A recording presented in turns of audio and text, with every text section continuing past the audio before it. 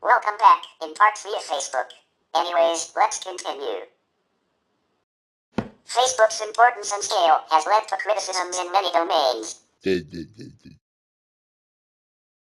Issues include internet privacy, excessive retention of user information, its facial recognition software, deepfake, its addictive quality, and its role in the workplace, including employer access to employee accounts.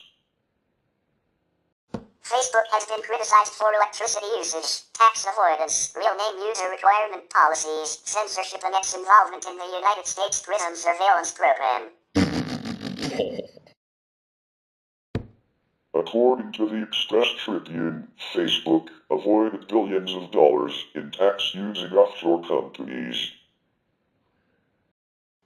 Facebook is alleged to have harmful psychological effects on its users, including feelings of jealousy and stress, a lack of attention, and social media addiction. According to Kaufman et al., mothers' motivations for using social media are often related to their social and mental health. European antitrust regulator Margaret Vestager stated that Facebook's terms of service relating to private data were unbalanced. Facebook has been criticized for allowing users to publish illegal or offensive material. Specifics include copyright and intellectual property infringement, hate speech, incitement of rape and terrorism, fake news and crimes, murders, and live streaming violent incidents. Commentators have accused Facebook of willingly facilitating the spread of such content.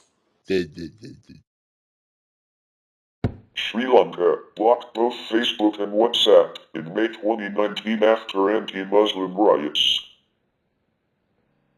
The worst in the country since the Easter Sunday bombing in the same year as a temporary measure to maintain peace in Sri Lanka.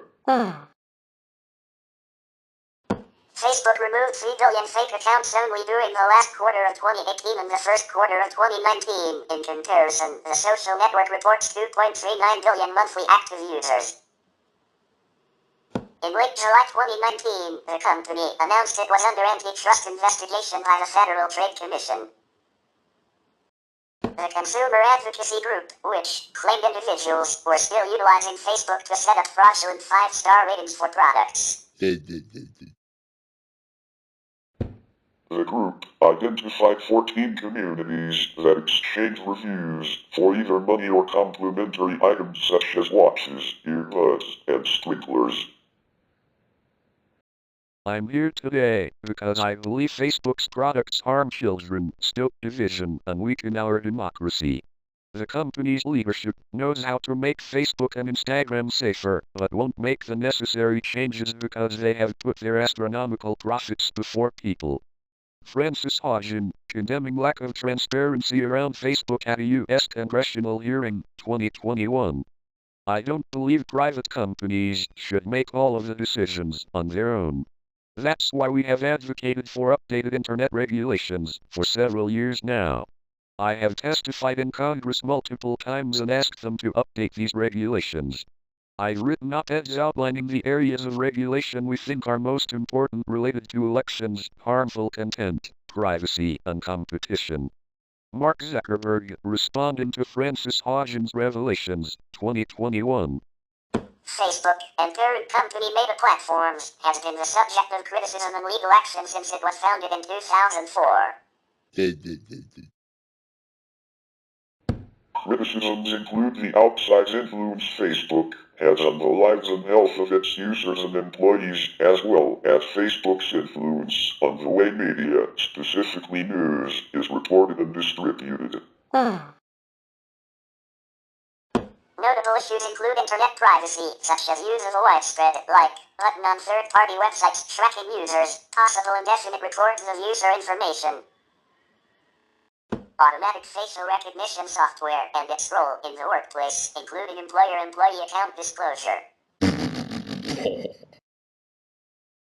The use of Facebook can have negative psychological and physiological effects that include feelings of sexual jealousy, stress, lack of attention,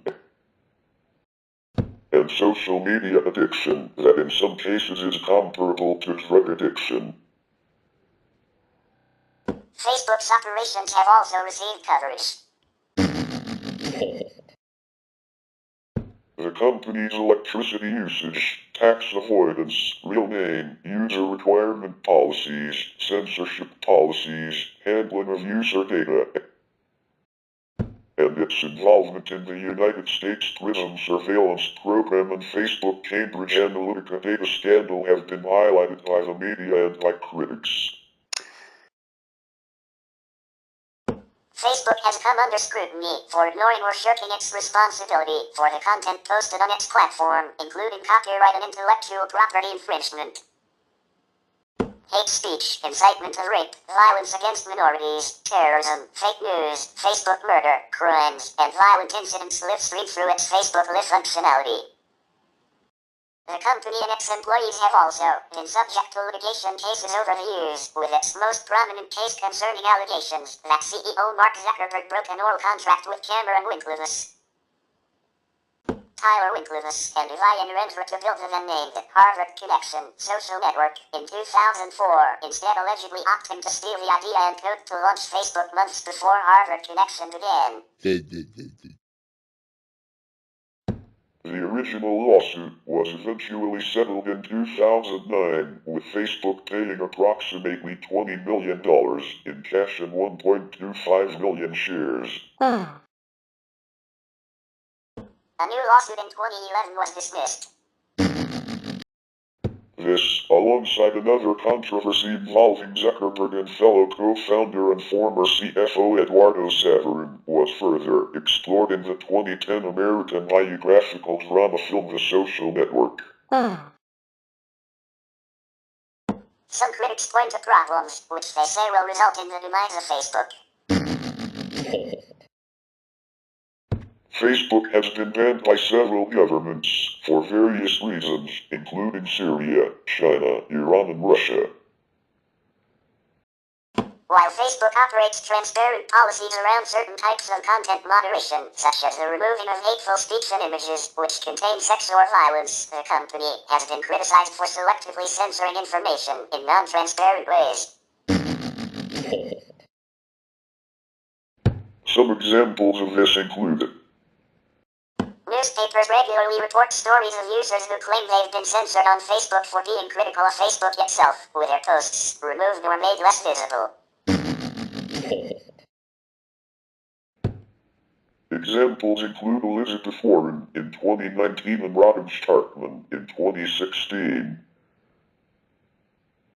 In the context of media reports and lawsuits from people formerly working on Facebook content moderation, a former Facebook moderator, Chris Gray, has claimed that specific rules existed to monitor and sometimes target posts about Facebook, which are anti-Facebook or criticize Facebook, for some action, for instance by matching the keywords Facebook or delete Facebook. Facebook's search function has been accused of preventing users from searching for certain terms. Michael Arrington of TechCrunch has written about Facebook's possible censorship of Ron Paul as a search term. MoveOn.org's Facebook group for organizing protests against privacy violations could for a time not be found by searching. The very word privacy was also restricted. In 2015, it was reported that Facebook has a policy to censor anything related to Kurdish opposition against Turkey, such as maps of Kurdistan, flags of Kurdish armed terrorist groups, such as PKK and YPG, and criticism of Mustafa Kemal Ataturk, the founder of Turkey. In 2016, Facebook banned and also removed content regarding the Kashmir dispute.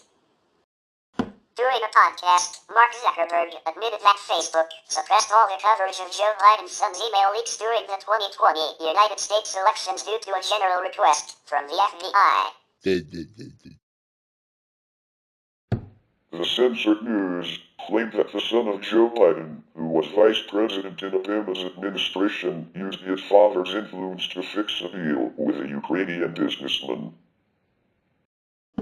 In 2021, Facebook was accused of censoring messages critical of Israel and supportive of Palestine. During conflict over the Sheikh Jarrah property dispute in 2021, Facebook was accused of deleting hundreds of posts critical of Israel. Senior Facebook officials apologized to the Palestinian Prime Minister for censoring pro-Palestinian voices. In October 2021, a secret blacklist of dangerous individuals and organizations maintained by Facebook was discovered by The Intercept, which revealed censorship in the MENA region was stricter than in USA.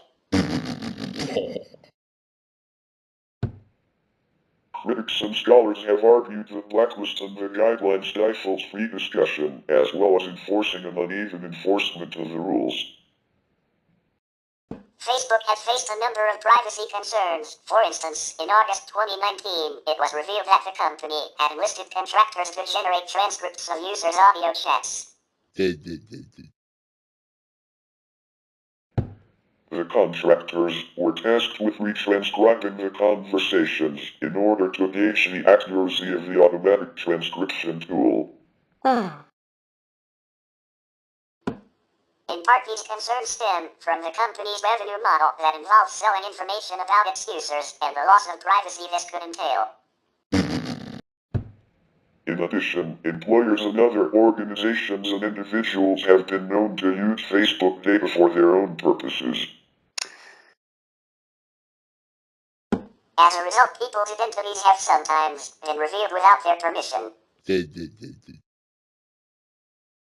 In response, pressure groups and governments have increasingly asserted the user's right to privacy and to control their personal data. In addition to notably evolutionary biologist George C. Williams, in the development of evolutionary medicine, that most chronic medical conditions are the consequence of evolutionary mismatches between a stateless environment of nomadic hunter-gatherer life in bands and contemporary human life in sedentary, technologically modern state societies. For example, weird societies, psychiatrist Randolph M. Ness has argued that evolutionary mismatch is an important factor in the development of certain mental disorders. In 1948, 50% of U.S. households owned at least one automobile. In 2000, a majority of U.S. households had at least one personal computer and internet access the following year. In 2002, a majority of U.S. survey respondents reported having a mobile phone. In September 2007, a majority of U.S. survey respondents reported having broadband internet at home. In January 2013, a majority of U.S. survey respondents reported owning a smartphone. The World Unplugged study, which was conducted in 2011, claimed that for some users quitting social networking sites is comparable to quitting smoking or giving up alcohol. Another study, conducted in 2012 by researchers from the University of Chicago Booth School of Business in the United States, found that drugs like alcohol and tobacco could not keep up with social networking sites regarding their level of addictiveness. A 2013 study in the journal Cyberpsychology, Behavior, and Social Networking found that some users decided to quit social networking sites because they felt they were addicted. In 2014, the site went down for about 30 minutes, prompting several users to call emergency services. In April 2015, the Pew Research Center published a survey of 1,060 U.S. teenagers aged 13 to 17 who reported that nearly 3/4 of them either owned or had access to a smartphone. 92% went online daily, with 24% saying they went online almost constantly. In March 2016, Frontiers in Psychology published a survey of 457 post-secondary student Facebook users.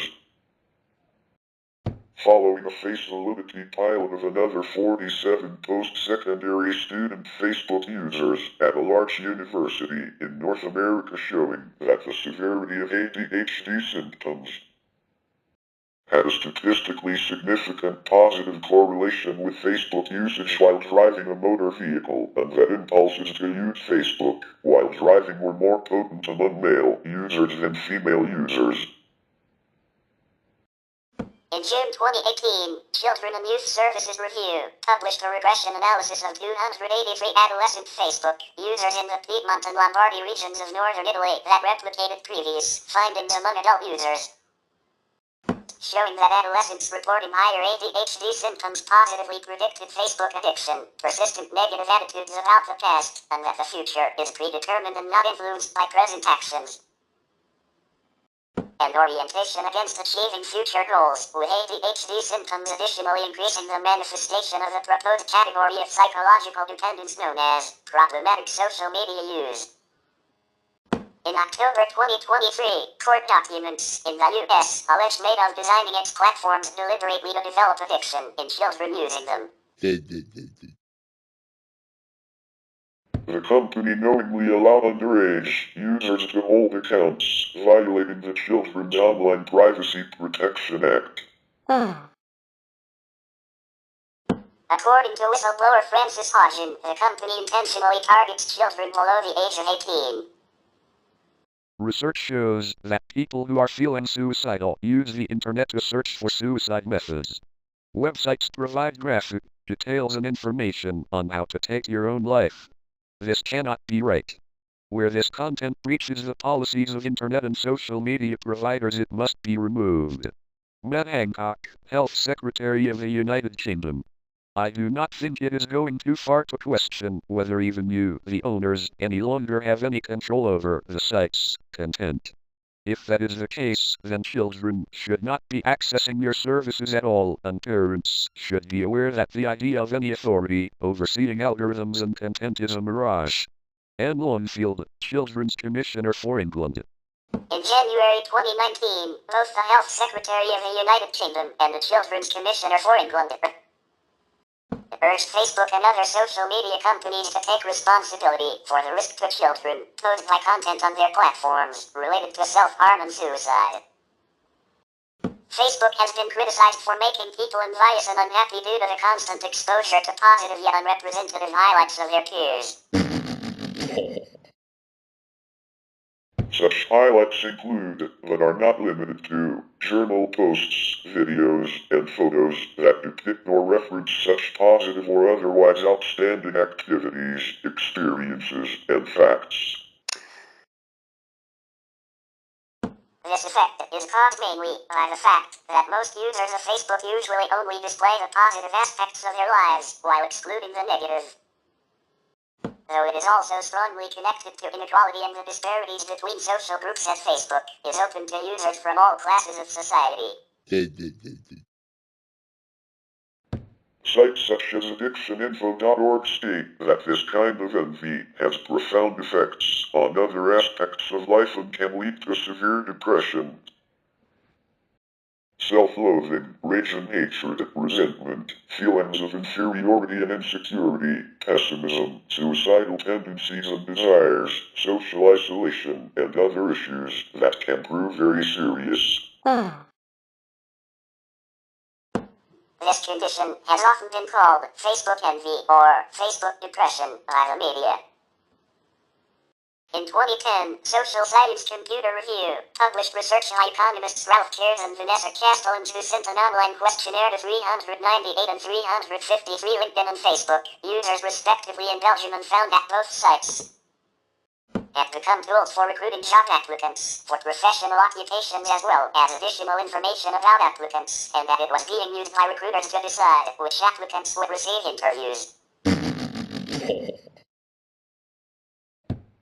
In 2017, sociologist Ofer Sharon conducted interviews with unemployed workers to research the effects of LinkedIn and Facebook as labor market intermediaries, and found that social networking services, SNS, have had a filtration effect that has little to do with evaluations of merit and that the SNS filtration effect has exerted new pressures on workers to manage their careers to conform to the logic of the SNS filtration effect. A joint study, conducted by 2 German universities, demonstrated Facebook envy and found that as many as 1 out of 3 people actually feel worse and less satisfied with their lives after visiting the site. Vacation photos were found to be the most common source of feelings of resentment and jealousy. After that, social interaction was the second biggest cause of envy at Facebook. Users compare the number of birthday greetings, likes, and comments to those of their friends. Visitors who contributed the least tended to feel the worst. According to our findings, the following triggers invidious emotions, with users mainly envying happiness of others, the way others spend their vacations, and socialize, the study states. A 2013 study by researchers at the University of Michigan found that the more people used Facebook, the worse they felt afterwards. Narcissistic users who show excessive grandiosity give negative emotion to viewers and cause envy, but as a result, that may cause viewers loneliness. Viewers sometimes need to terminate relationships with them to avoid this negative emotion. However, this avoidance, such as terminate relationships, would be reinforcement and it may lead to loneliness. The cyclical pattern is a vicious circle of loneliness and avoidance coping, the study states. Social networks, like Facebook, can have a detrimental effect on marriages, with users becoming worried about their spouse's contacts and relations with other people online, leading to marital breakdown and divorce. According to a 2009 survey in the UK, around 20% of divorce petitions included references to Facebook. Facebook has given us a new platform for interpersonal communication. Researchers proposed that high levels of Facebook use could result in Facebook-related conflict and breakup/divorce. Previous studies have shown that romantic relationships can be damaged by excessive internet use, Facebook jealousy, partner surveillance, ambiguous information, and online portrayal of intimate relationships. Excessive internet users reported having greater conflict in their relationships. Their partners feel neglected and there's lower commitment and lower feelings of passion and intimacy in the relationship. According to the article, researchers suspect that Facebook may contribute to an increase in divorce and infidelity rates in the near future due to the amount and ease of accessibility to connect with past partners. The use of Facebook can cause feelings of sexual jealousy. Research performed by psychologists from Edinburgh Napier University indicated that Facebook adds stress to users' lives. Causes of stress included fear of missing important social information, fear of offending contacts, discomfort or guilt from rejecting user requests or deleting unwanted contacts or being unfriended or blocked by Facebook friends or other users, the displeasure of having friend requests rejected or ignored, the pressure to be entertaining, criticism or intimidation from other Facebook users, and having to use appropriate etiquette for different types of friends. Many people who started using Facebook for positive purposes or with positive expectations have found that the website has negatively impacted their lives. Next to that, the increasing number of messages and social relationships embedded in SNS also increases the amount of social information demanding a reaction from SNS users. Consequently, SNS users perceive they are giving too much social support to other SNS friends. This dark side of SNS usage is called social overload. It is caused by the extent of usage, number of friends, subjective social support norms, and type of relationship. Online only versus offline friends, while age has only an indirect effect. The psychological and behavioral consequences of social overload include perceptions of SNS exhaustion, low user satisfaction, and high intentions to reduce or stop using SNS. In July 2018, a meta-analysis published in Psychology of Popular Media found that grandiose narcissism positively correlated with time spent on social media, frequency of status updates, number of friends or followers, and frequency of posting self-portrait digital photographs, while a meta-analysis, published in the Journal of Personality in April 2018 found that the positive correlation between grandiose narcissism and social networking services usage was replicated across platforms, including Facebook. In March 2020, the Journal of Adult Development published a regression discontinuity analysis of 254 millennial Facebook users investigating differences in narcissism and Facebook usage between the age cohorts born from 1977 to 1990 and from 1991 to 2000 and found that the later born millennials scored significantly higher on both.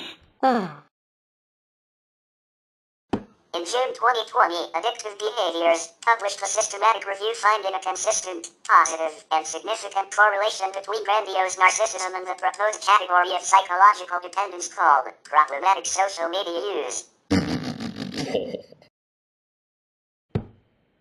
Also in 2018, social psychologist Jonathan Haidt and fire President Greg Lukianoff noted in the Coddling of the American Mind that former Facebook President Sean Parker stated in a 2017 interview that the like button was consciously designed to prime users receiving likes to feel a dopamine rush as part of a social validation feedback loop. Conspicuous compassion is the practice of publicly donating large sums of money to charity to enhance the social prestige of the donor and is sometimes described as a type of conspicuous consumption. Jonathan Haidt and Greg Lukianoff argued that microaggression training on college campuses in the United States has led to a call-out culture and a climate of self-censorship due to fear of shaming by virtue signaling social media mobs, with users who are often anonymous and tend to individuate as a consequence. Citing February 2017 Pew Research Center survey data showing that critical Facebook postings expressing indignant disagreement were twice as likely to receive likes, comments, or shares. Along with a similar finding for Twitter posts, published in PNAS USA in July 2017, Haidt and Tobias Rose Stockwell cite the phrase, moral grandstanding, to describe how having an audience on social media forums converts much of its interpersonal communication into a public performance. Following the murder of George Floyd in May 2020 and the subsequent protests in his name, civics-centered governor/economist polls showed that while net support for Black Lives Matter among white Americans increased from -4 points to +10 points in early June 2020, with 43% in support, falling to -6 points by early August 2020 and by April 2021. Further civics polls showed that support for Black Lives Matter among white Americans had reverted to roughly its level of support prior to George Floyd's murder, 37% in favor and 49% opposed.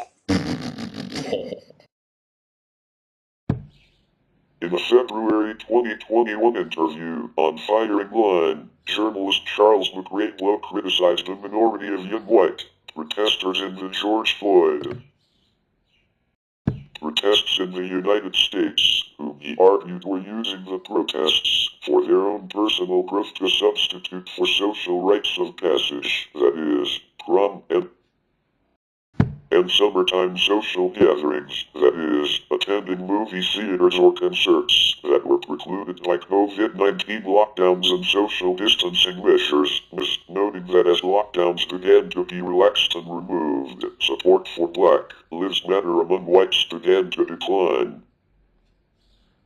In February 2021, Psychological Medicine published a survey reviewing 14,785 publicly reported murders in English language news worldwide between 1900 and 2019.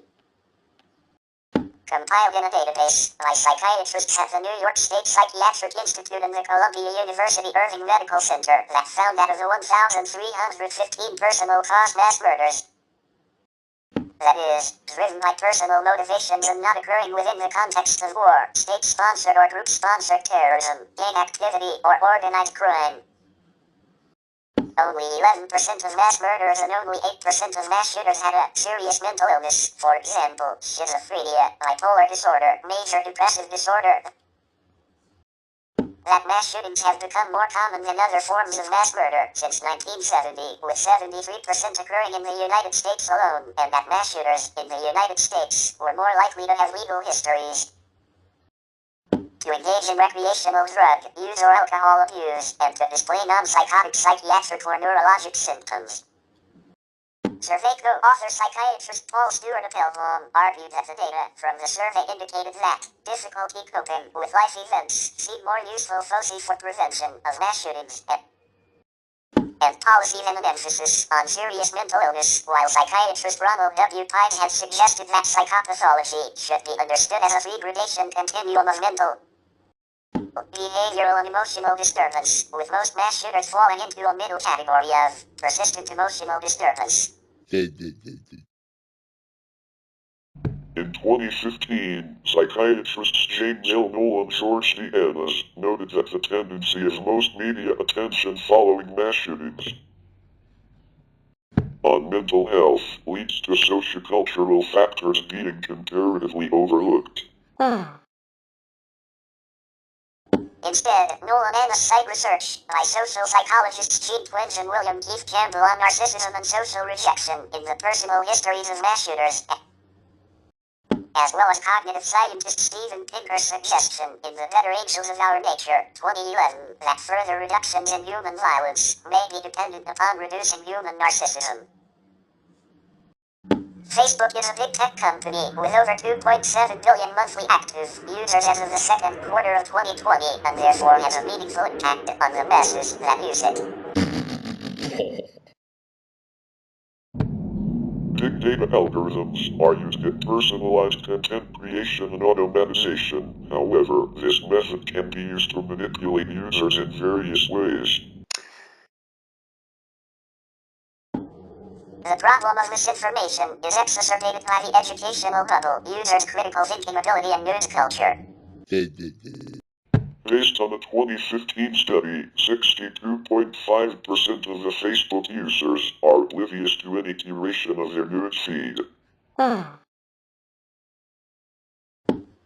Furthermore, scientists have started to investigate algorithms with unexpected outcomes that may lead to anti-social, political, economic, geographic, racial, or other discrimination. Facebook has remained scarce in transparency of the inner workings of the algorithms used for news feed correlation. Algorithms use the past activities as a reference point for predicting users' taste to keep them engaged. However, this leads to the formation of a filter bubble that starts to refrain users from diverse information. Users are left with a skewed worldview derived from their own preferences and biases. In 2015, researchers from Facebook published a study indicating that the Facebook algorithm perpetuates an echo chamber amongst users by occasionally hiding content from individual feeds that users potentially would disagree with. For example, the algorithm removed 1 in every 13 diverse content from news sources for self-identified liberals. In general, the results from the study indicated that the Facebook algorithm ranking system caused approximately 15% less diverse material in users' content feeds, and a 70% reduction in the click-through rate of the diverse material. In 2018, social psychologist Jonathan Haidt fired President Greg Lukianoff argued in the Coughlin of the American Mind that the filter bubbles created by the newsfeed algorithm of Facebook and other platforms are one of the principal factors amplifying political polarization in the United States since 2000, when a majority of U.S. households first had at least one personal computer and then internet access the following year.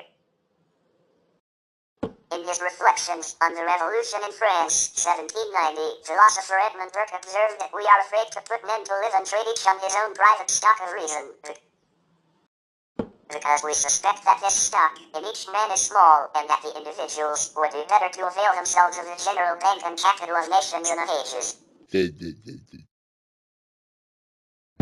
In The Signal and the Noise, 2012, statistician Nate Silver noted that IBM had estimated that the world was generating 2.5 quintillion bytes of data each day, more than 90% of which was created in the previous 2 years, and that the increase in data was analogous to increases in book production as a consequence of the invention of the printing press in 1440 by Johannes Gutenberg, as well as the effect of the increase in book production in causing the Reformation, the Counter-Reformation, and the European Wars of Religion.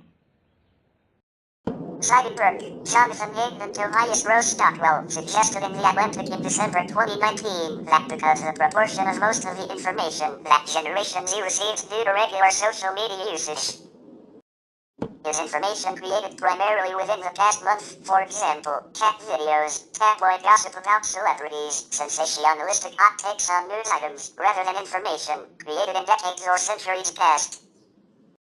Members of Generation Z are less familiar with the accumulated knowledge and wisdom of humanity, for example, great ideas, great books, history, than generations past, and as a consequence, are more prone to embrace misguided ideas that bring them greater esteem and prestige within their immediate social network. Noting the declining faith among Generation Z in democracy across the ideological spectrum, in polling data alongside renewed interest in socialism, communism, and Nazism that is reflective of ignorance of the history of the 20th century. Facebook has, at least in the political field, a counter-effect on being informed in 2 studies from the US, with a total of more than 2,000 participants. The influence of social media on the general knowledge on political issues was examined in the context of 2 U.S. presidential elections. The results showed that the frequency of Facebook use was moderately negatively related to general political knowledge.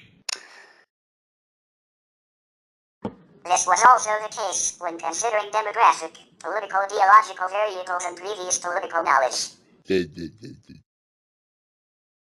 According to the latter, a causal relationship is indicated. The higher the Facebook use, the more the general political knowledge declines. In 2019, Jonathan Hayden argued that there is a very good chance American democracy will fail, that in the next 30 years we will have a catastrophic failure of our democracy.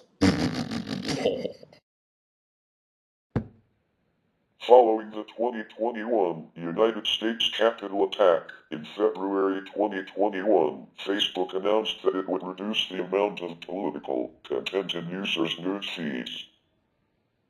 It has been admitted by many students that they have experienced bullying on the site, which led to psychological harm.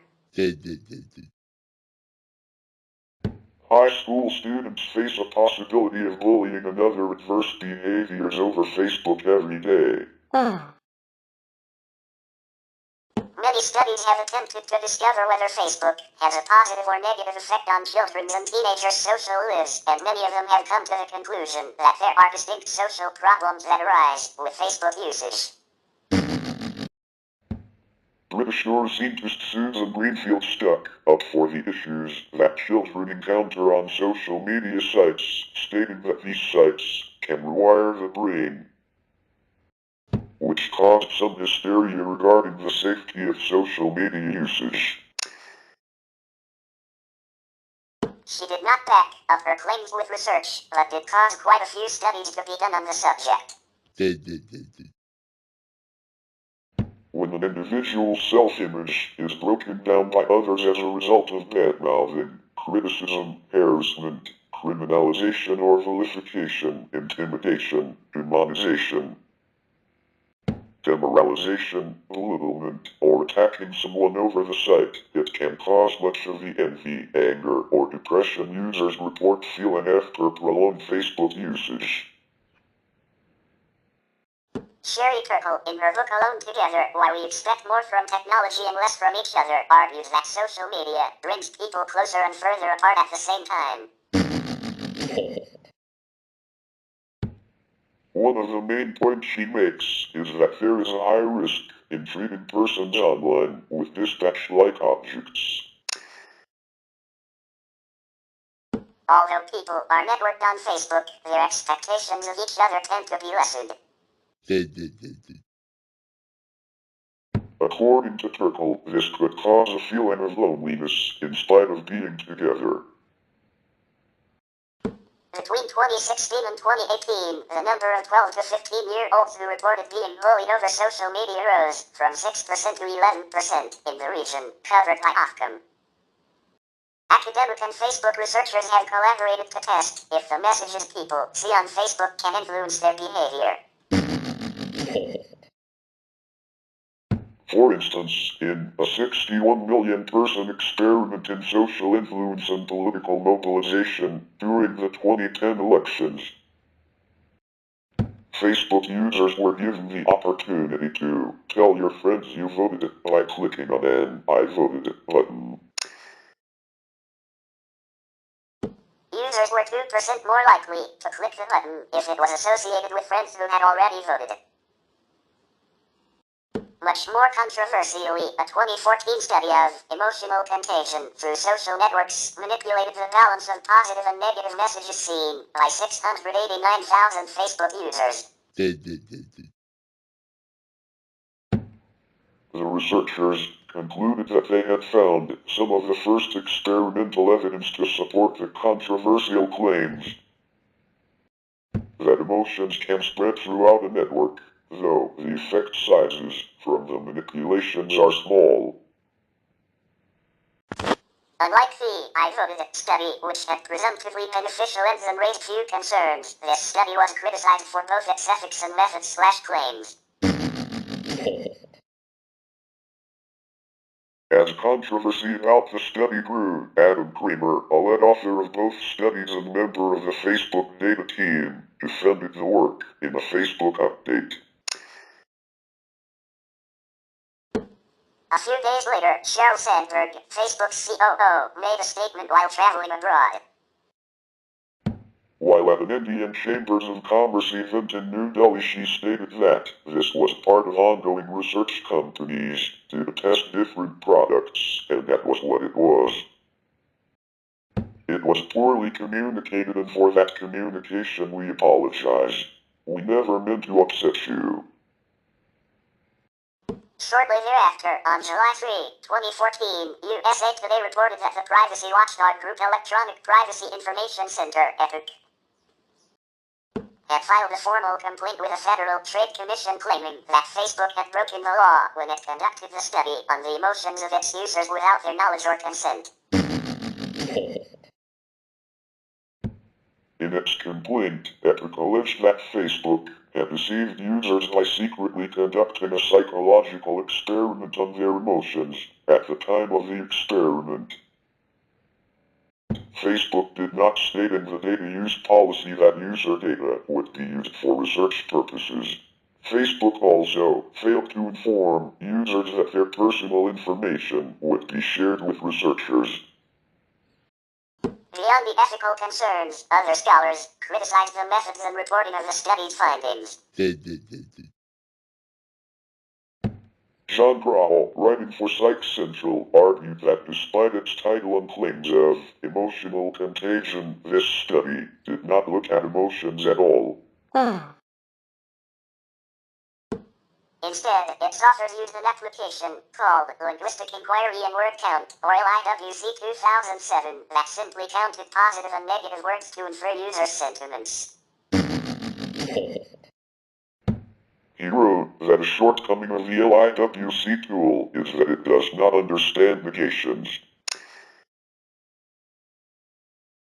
sense, the tweet, "I'm not happy," would be scored as positive, since the OIWC 2007 ignores these subtle realities of informal human communication, so do the researchers. Grahl concluded that given these subtleties, the effect size of the findings are little more than a statistical blip. Kramer et al.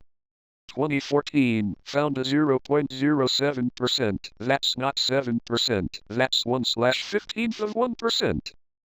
Decrease in negative words in people's status updates when the number of negative posts on their Facebook newsfeed decreased. Do you know how many words you'd have to read or write before you've written one less negative word due to this effect? Probably thousands. The consequences of the controversy are pending, the FTC or court proceedings, but it did prompt an editorial expression of concern from its publisher, the Proceedings of the National Academy of Sciences, as well as a blog posting from OkCupid titled, "We Experiment on Human Beings."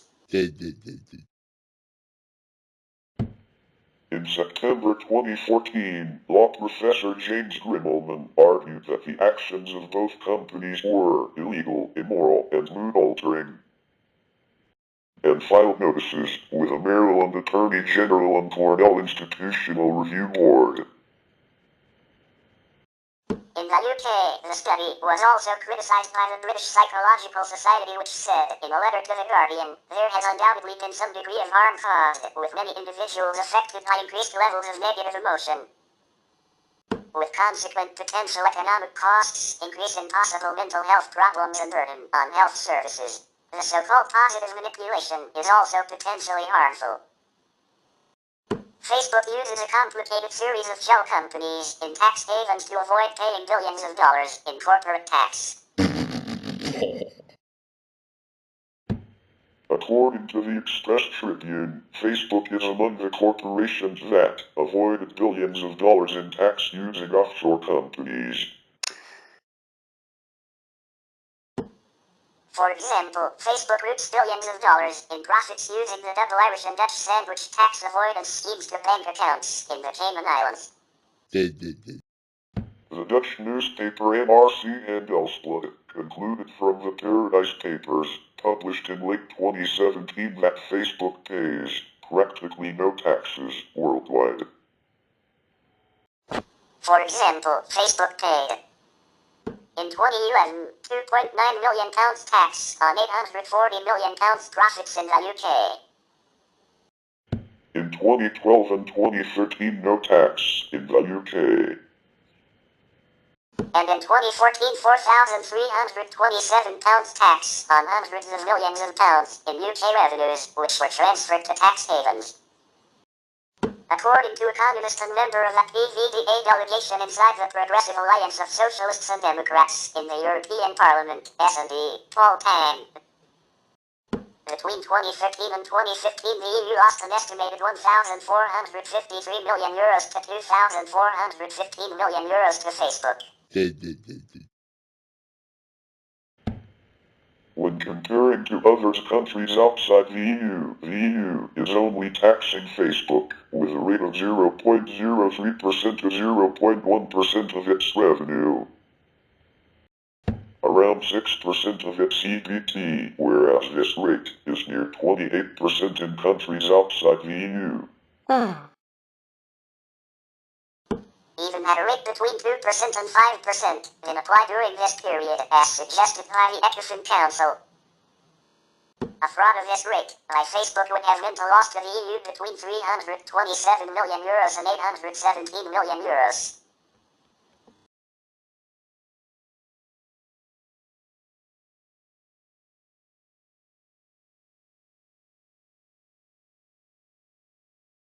On July 6, 2016, the U.S. Department of Justice filed a petition in the U.S. District Court in San Francisco asking for a court order to enforce an administrative summons issued to Facebook, Incorporated.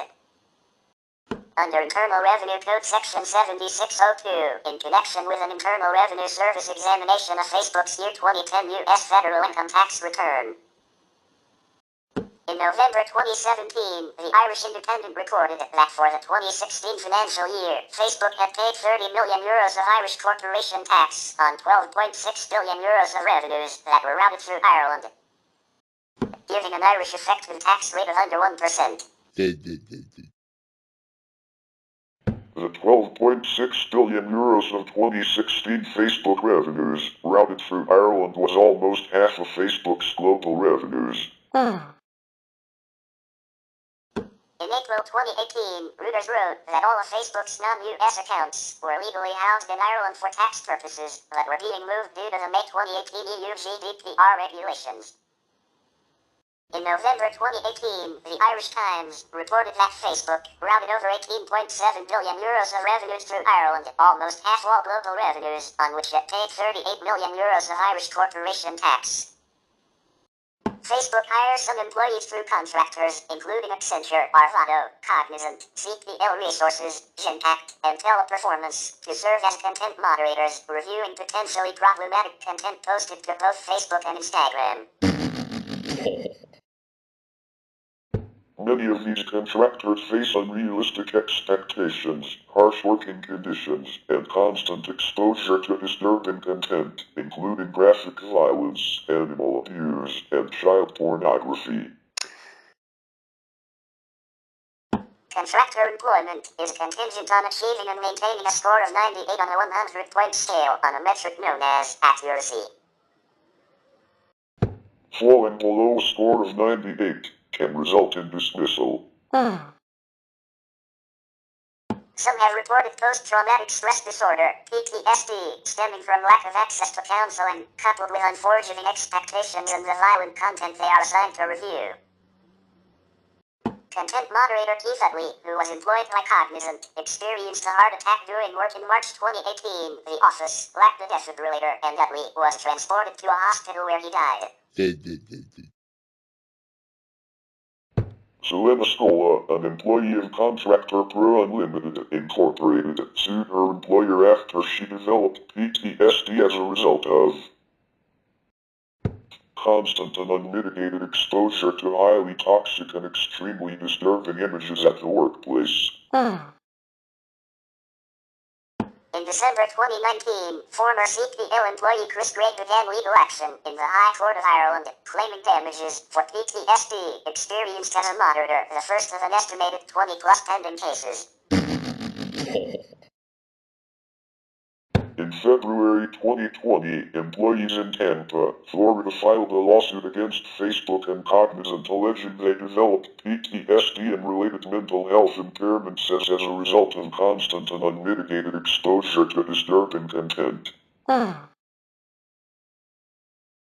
2025, Meta's new moderation, contractors in Ghana, filed legal action against the company for similar issues. Workers reported developing mental illnesses, attempted self-harm and suicides, and poor working conditions.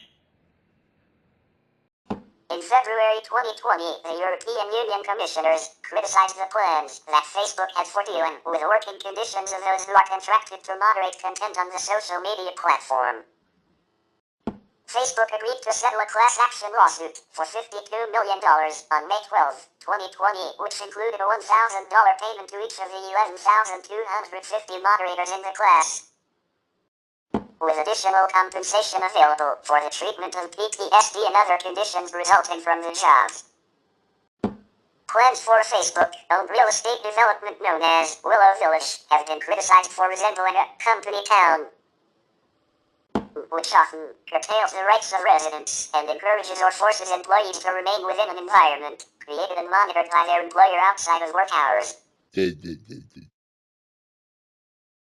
Critics have referred to the development as Zucktown, and Facebookville and the company have faced additional criticism for the effect it will have on existing communities in California.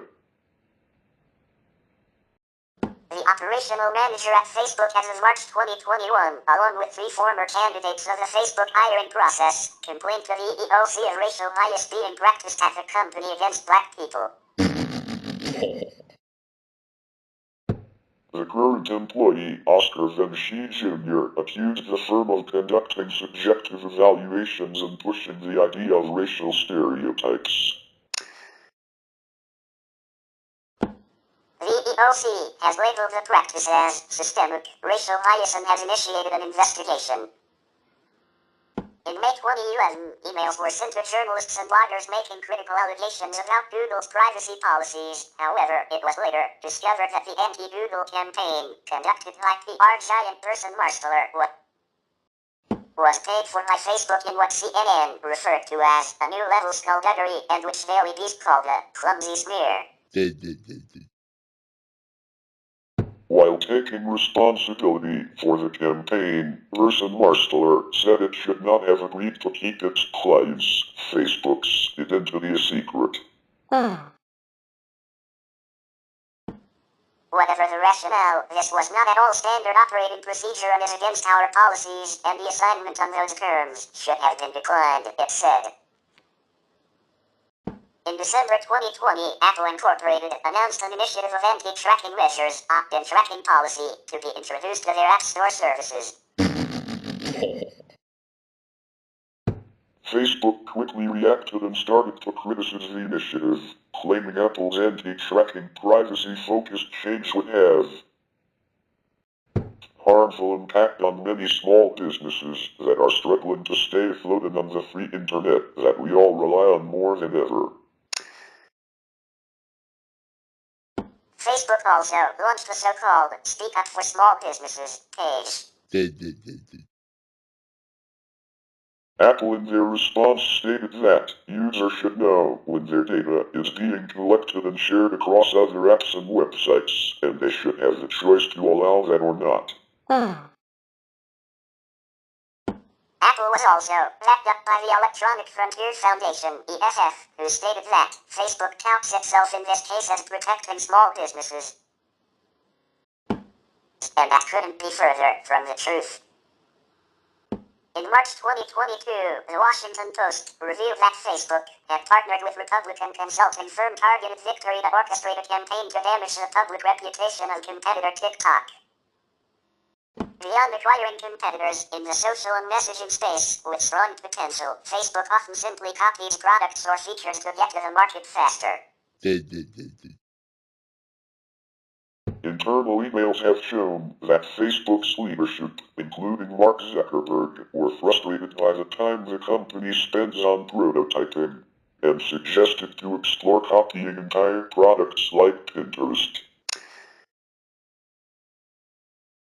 Copying is faster than innovating, admitted an employee on the internal email thread, which continued, if you gave the top-down order to go ahead, copy for example, Pinterest or the gaming dynamics on Foursquare.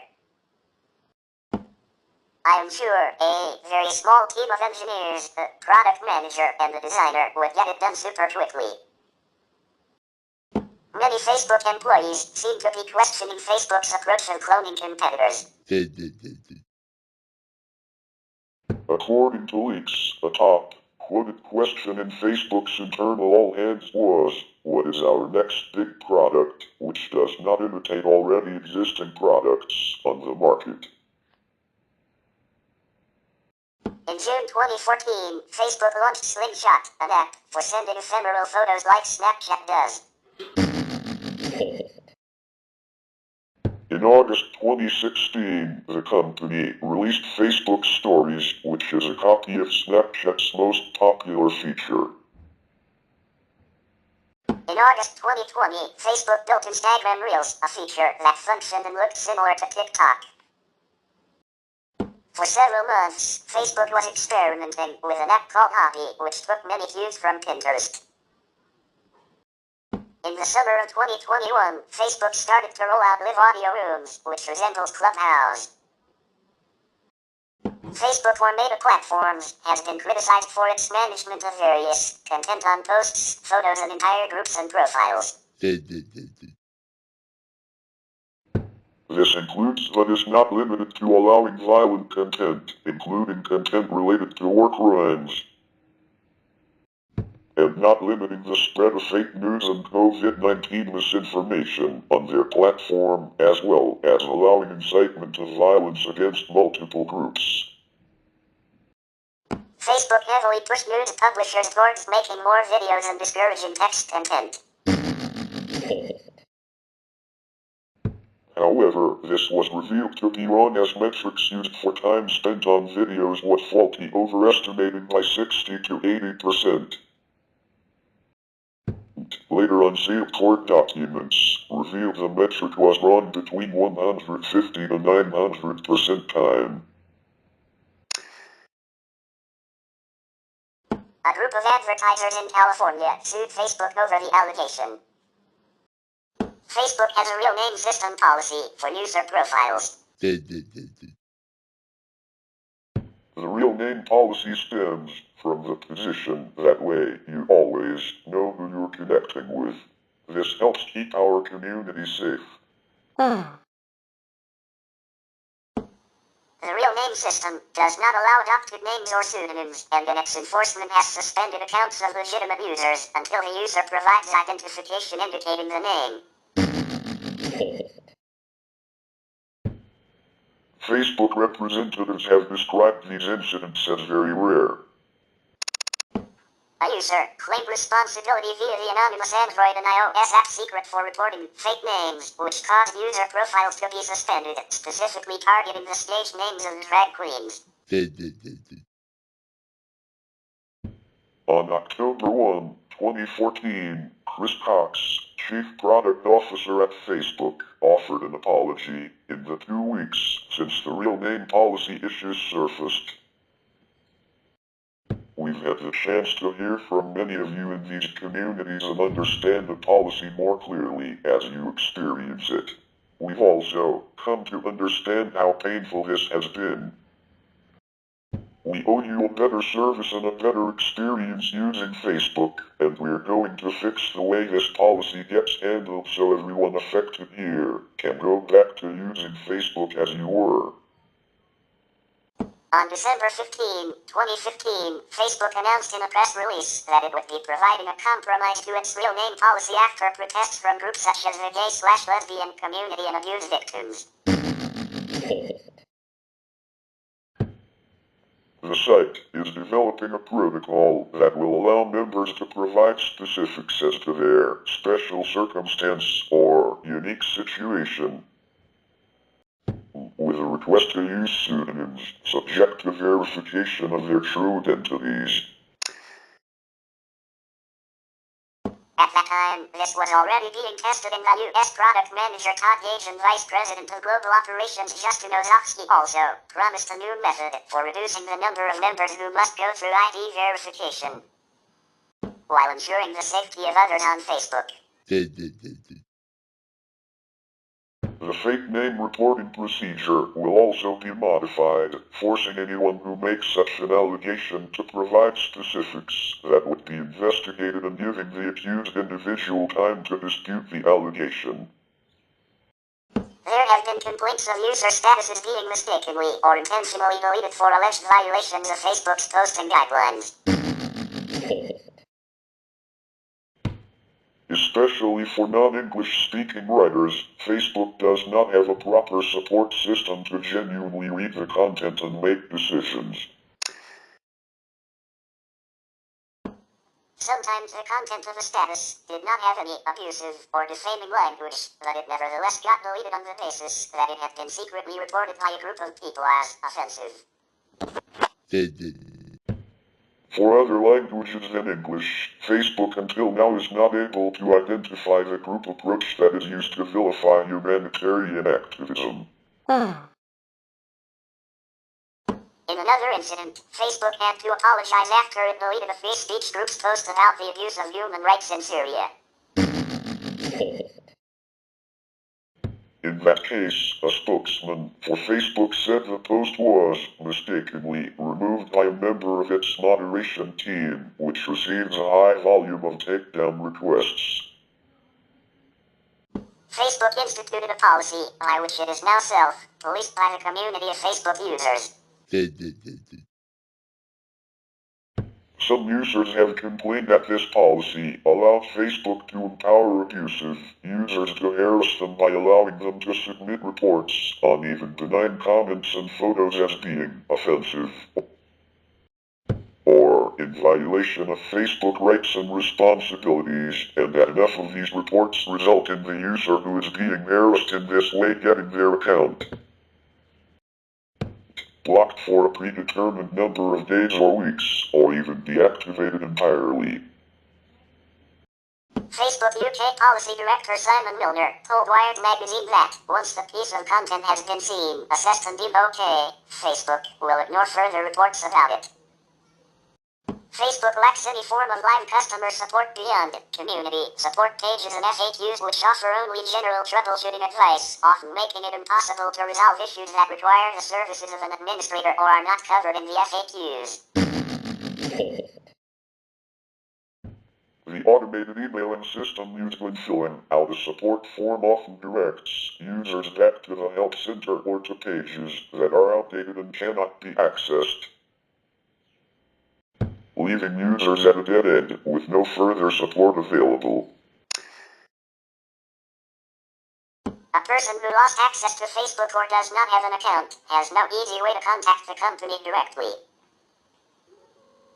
Facebook has had a number of outages and downtime large enough to draw some media attention. A 2007 outage resulted in a security hole that enabled some users to read other users' personal mail. In 2008, the site was inaccessible for about a day from many locations in many countries. In spite of these occurrences, a report issued by TaBNWNE found that Facebook had less downtime in 2008 than most social networking websites. On September 16, 2009, Facebook started having major problems loading as people signed in. This was due to a group of hackers deliberately trying to drown out a political speaker who had social networking problems from continuously speaking against the Iranian election results. Just 2 days later, on September 18, Facebook went down again. In October 2009, an unspecified number of Facebook users were unable to access their accounts for over 3 weeks. On Monday, October 4, 2021, Facebook and its other apps, Instagram, WhatsApp, Messenger, Oculus, as well as a lesser-known mapillary, had an hours-long DNS-related global outage. The outage also affected anyone using login with Facebook to access third-party sites. The downtime lasted approximately 5 hours and 15 minutes, from approximately 1550 UTC to 2105 UTC, and affected roughly 3 billion users. The outage was caused by a BGP withdrawal of all of the IP routes to their domain name, DNS servers, which were all self-hosted at the time. A further global outage occurred on Tuesday, March 5, 2024. Facebook, Instagram, Threads, and Messenger suddenly stopped working worldwide at 15 o'clock UTC, ending 2 hours later. The outage appeared on Super Tuesday, the day of many presidential primary elections in the United States. The cause of the outage was reportedly related to a problem with an automated tool for fixing configuration values.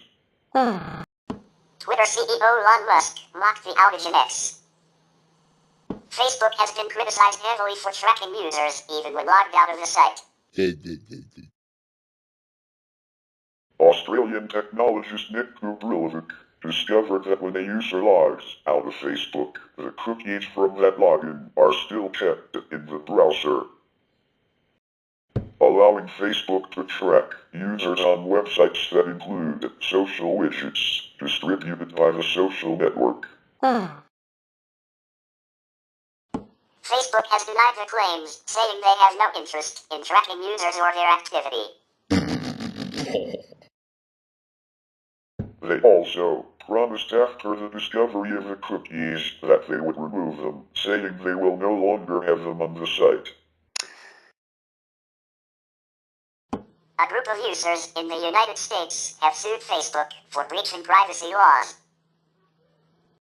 As of December 2015, to comply with a court order citing violations of the European Union Directive on Privacy in Electronic Communications, which requires users to consent to tracking and storage of data by websites. Facebook no longer allows users in Belgium to view any content on the service, even public pages, without being registered and logged in. In June 2012, Facebook removed all existing email addresses from user profiles and added a new @facebook.com email address. Facebook claimed this was part of adding a new setting that gives people the choice to decide which addresses they want to show on their timelines. However, this setting was redundant to the existing only me privacy setting, which was already available to hide addresses from timelines. Users complained the change was unnecessary, they did not want an @facebook.com email address, and they did not receive adequate notification their profiles had been changed. The change in email address was synchronized to phones due to a software bug, causing existing email addresses details to be deleted. The Facebook.com email service was retired in February 2014. On March 27, 2016, following a bombing in Lahore, Pakistan, Facebook activated its Safety Check feature, which allows people to let friends and loved ones know they are okay following a crisis or natural disaster. To people who were never in danger or even close to the Pakistan explosion. Some users as far as the US, UK, and Egypt received notifications asking if they were okay. In February 2021, the National Crime Agency of the UK expressed its concerns that the installation of end-to-end encryption methods would result in the spread of child pornography going undetected. Facebook representatives had previously told the UK Parliament Committee that the use of these stronger encryption methods would render it easier for pedophiles to share child pornography on Facebook's networks. The US-based National Center for Missing and Exploited Children estimates that around 70% of reports to law enforcement regarding the spread of child pornography on Facebook would be lost as a result of the implementation of end-to-end encryption. In May 2021, Facebook came under fire from Ken McCallum, the Director General of MI5, for its plans to introduce end-to-end encryption into its Messenger and Instagram services. McCallum stated that the introduction of such encryption methods would prevent security organizations from viewing communications related to ongoing terrorist plots, and that the implementation of end-to-end encryption would block active counter-terrorism investigations. Several countries have banned access to Facebook, including Syria, China, and Iran. In 2010, the Office of the Data Protection Supervisor, a branch of the government of the Isle of Man, received so many complaints about Facebook that they deemed it necessary to provide a Facebook guidance booklet available online as a PDF file, which cited, amongst other things, Facebook policies and guidelines and included an elusive Facebook telephone number. This number, when called, however, proved to provide no telephone support for Facebook users and only played back a recorded message advising callers to review Facebook's online help information. In 2010, Facebook reportedly allowed an objectionable page, deemed by the Islamic Lawyers Forum, ILF, to be anti-Muslim. The ILF filed a petition with Pakistan's Lahore High Court. On May 18, 2010, Justice Ijazama Chaudhry ordered Pakistan's Telecommunication Authority to block access to Facebook until May 31. The offensive page had provoked street demonstrations in Muslim countries due to visual depictions of Muhammad, which are regarded as blasphemous by Muslims. A spokesman said Pakistan Telecommunication Authority would move to implement the ban once the order has been issued by the Ministry of Information and Technology. We will implement the order as soon as we get the instructions, Kuramaran told AFP.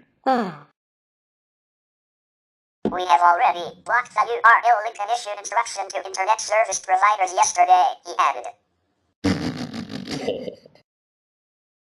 Remastered told AFP that we moved the petition in the wake of widespread resentment in the Muslim community against the Facebook contents.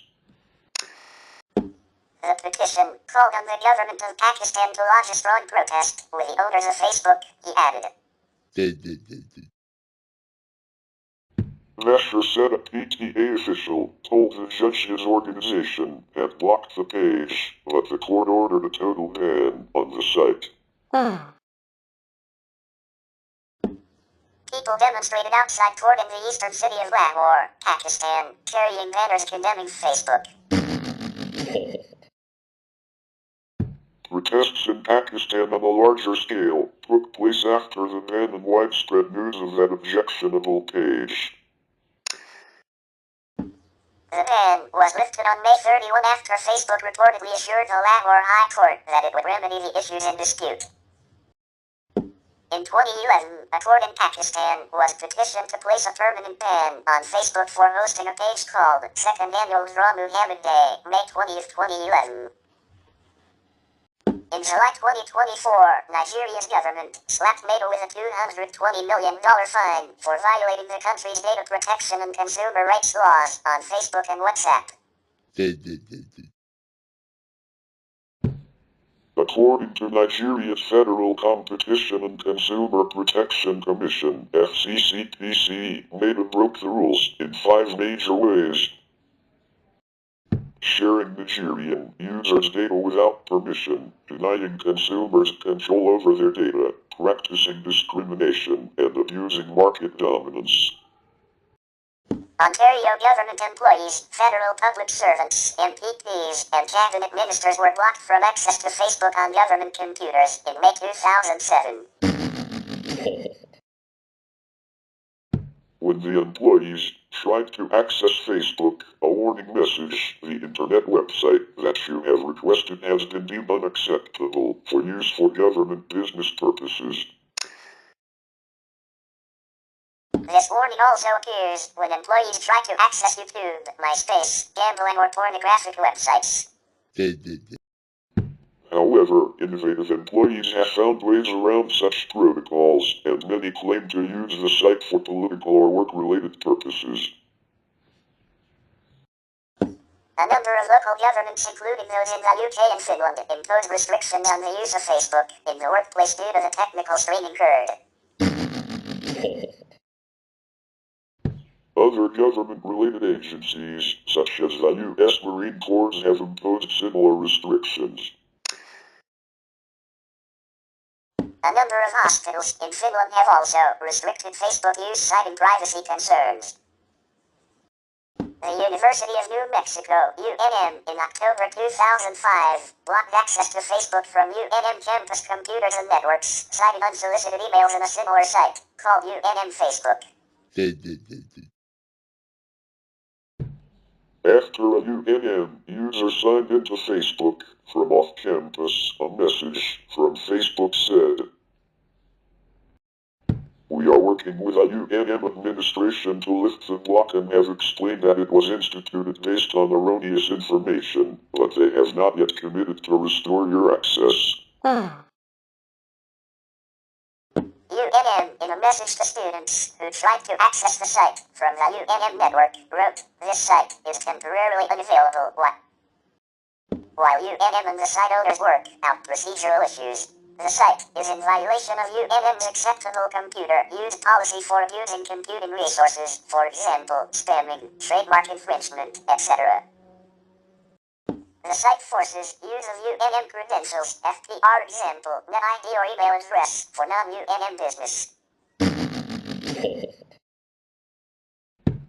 However, after Facebook created an encrypted login and displayed a precautionary message not to use university passwords for access, UNM unblocked access the following spring semester. The Columbus Dispatch reported on June 22, 2006, that Kent State University's athletic director had planned to ban the use of Facebook by athletes and gave them until August 1 to delete their accounts. On July 5, 2006, the Daily Kent Stater reported that the director reversed the decision after reviewing the privacy settings of Facebook. As long as they followed the university's policies of online conduct, they could keep their profiles. Several websites concerned with social networking, such as Salesforce, have criticized the lack of information that users get when they share data. Advanced users cannot limit the amount of information anyone can access in their profiles, but Facebook promotes the sharing of personal information for marketing purposes, leading to the promotion of the service using personal data from users who are not fully aware of this. Facebook exposes personal data without supporting open standards for data interchange. According to several communities and authors, closed social networking, on the other hand, promotes data retrieval from other people while not exposing one's personal information. OpenBook was established in early 2010 both as a parody of Facebook and a critique of its changing privacy management protocols. Fluffbusting Purity, or FB Purity for short, previously known as Facebook Purity, is a browser extension first launched in 2009 to allow users to remove annoyances such as spam from their feed and allow more individual control over what content is displayed. In response, Facebook banned its developer from using the platform and blocked links to the extension. Unfollow Everything is a browser extension designed to help Facebook users reduce their time spent on the platform by mass unliking to reduce the clutter in their news feed. The extension, together with its creator, has been banned by Facebook and subject to legal warnings. In 2024, Ethan Zuckerman, an associate professor at University of Massachusetts Amherst, filed a suit against Meta in federal court to establish the legality of a hypothetical Unfollow Everything 2.0 browser extension. The case was dismissed on procedural grounds in November 2024. Meta Platforms, formerly Facebook, Incorporated, has been involved in many lawsuits since its founding in 2004. Facebook is among the biggest spenders on lobbying among tech companies. In 2020, it was the highest spender. It spent more than $80 million on lobbying in the 2010s. This funding may serve to weaken privacy protections. In March 2019, HuffPost reported that Facebook paid lawyer Ed Sussman to lobby for changes to their Wikipedia articles. In December 2021, news broke on the Wall Street Journal pointing to Meta's lobbying efforts to divide U.S. lawmakers and muddy the waters in Congress to hinder regulation following the 2021 whistleblower leaks. Facebook's lobbyist team in Washington suggested to Republican lawmakers that the whistleblower was trying to help Democrats, while the narrative told to Democratic staffers was that Republicans were focused on the company's decision to ban expressions of support for Kyle Rittenhouse, the Wall Street Journal reported. According to the article, the company's goal was to muddy the waters, divide lawmakers along partisan lines, and forestall a cross-party alliance against Facebook, now Meta, in Congress. In March 2022, the Washington Post reported that Meta had hired the Republican-backed consulting firm Targeted Victory to coordinate lobbying and negative PR against the video app TikTok via local media outlets, including concurrent promotion of corporate initiatives conducted by Facebook. While Facebook originally made changes to its terms of use or terms of service on February 4, 2009, the changes went unnoticed until Chris Walters, a blogger for the consumer-oriented blog The Consumers, noticed the change on February 15, 2009. Walters complained the change gave Facebook the right to do anything they want with your content. Forever. The section under the most controversy is the user content posted on the site clause. Before the changes, the clause read: You may remove your user content from the site at any time. If you choose to remove your user content, the license granted above will automatically expire. However, you acknowledge that the company may retain archived copies of your user content. The license granted refers to the license that Facebook has to one's name, likeness, and image to use in promotions and external advertising. The new terms of use deleted the phrase that states the license would automatically expire if a user chose to remove content.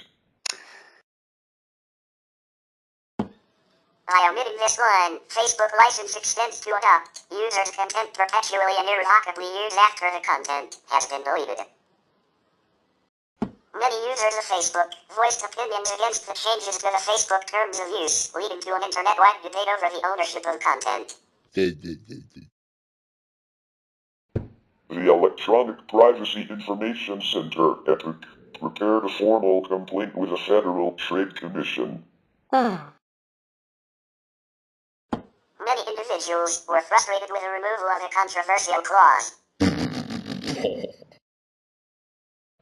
Facebook users, numbering more than 38,000, joined the user group against the changes, and a number of blogs and news sites have written about this issue.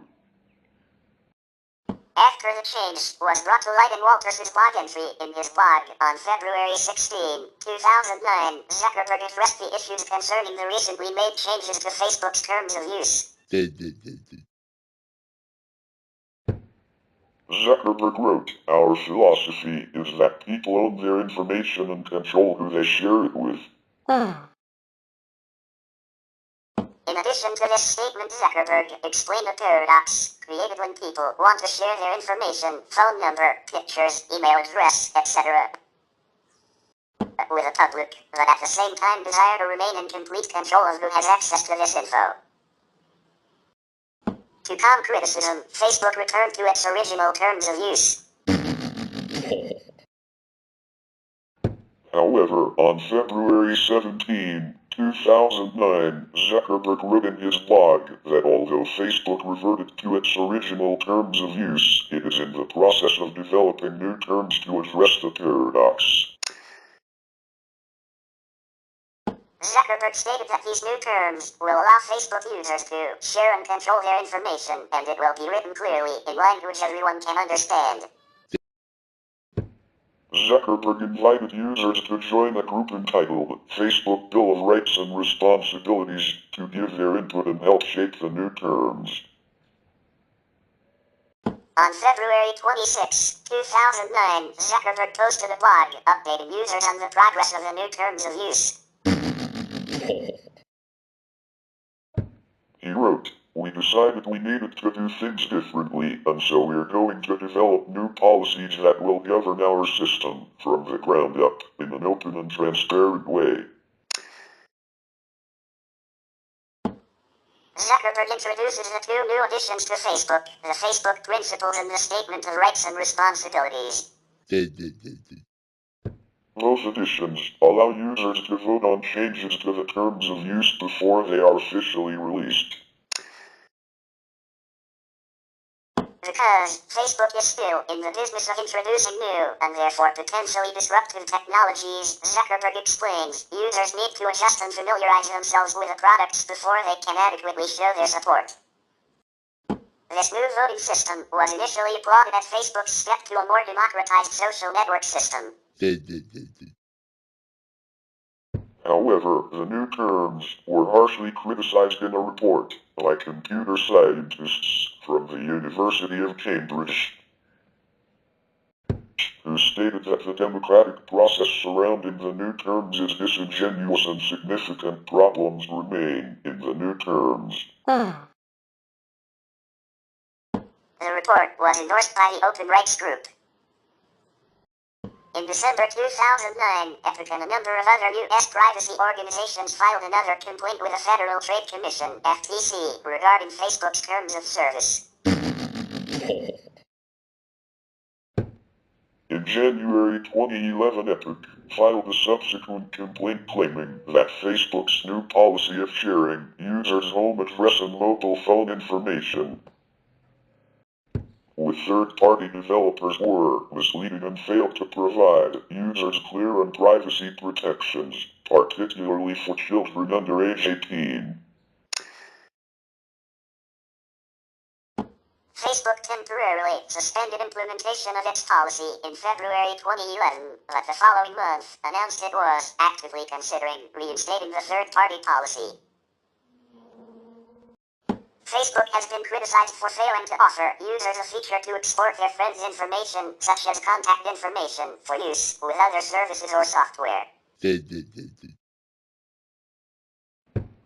inability of users to export their social graph in an open standard format contributes to vendor lock-in and contravenes the principles of data portability. Automated collection of user information without Facebook's consent violates its statement of rights and responsibilities, and third-party attempts to do so, for example, web scraping, have resulted in litigation. Power.com. Facebook Connect has been criticized for its lack of interoperability with OpenID. Facebook's strategy of making revenue through advertising has created a lot of controversy for its users, as some argue that it is a bit creepy. But it is also brilliant. Some Facebook users have raised privacy concerns because they do not like that Facebook sells users' information to third parties. In 2012, users sued Facebook for using their pictures and information on a Facebook advertisement. Facebook gathers user information by keeping track of pages users have liked and through the interactions users have with their connections. They then create value from the gathered data by selling it.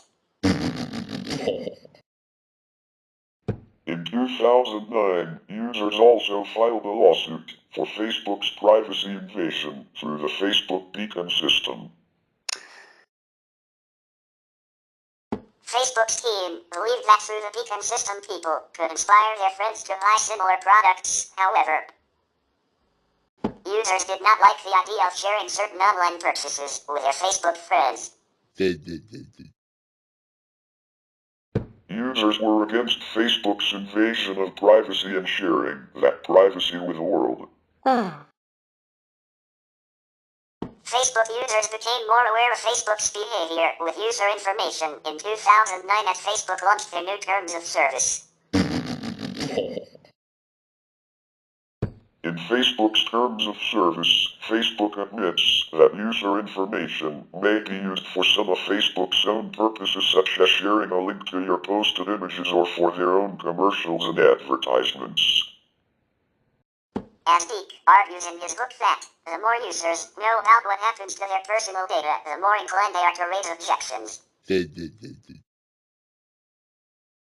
This created a battle between Facebook and Facebook, users described as the battle for information control. Facebook users have become aware of Facebook's intentions, and people now see Facebook as serving the interests of companies rather than its users. In response to Facebook selling user information to third parties, concerned users have resorted to the method of obfuscation.